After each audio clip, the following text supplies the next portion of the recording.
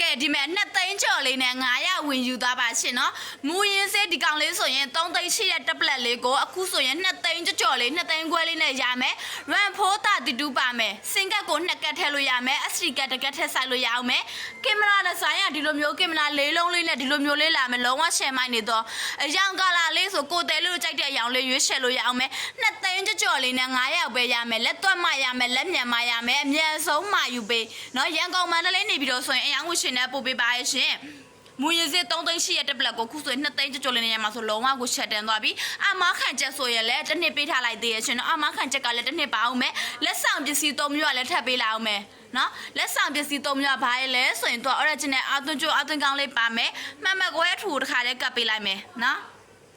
ပြီးတော့အဖွင့်ပိတ်နဲ့စာအုပ်ကပါလဲလက်ဆောင်ပေါင်းမယ်လုံးဝကိုရှက်တက်နေပြီမှားမယ်ဆိုရင်တော့အများဆုံးမှာယူပေးဒီညမှာဖုန်းနံပါတ်ရှာပေးထားမယ်ဘိုက်ပါနဲ့ဆက်သွယ်လဲရတယ်ဖုန်းဆက်ပြီးမေးလဲရရရှင်တော့လုံးဝကိုရှက်တက်နေပြီးတော့အများဆုံးသာမှာယူလိုက်တော့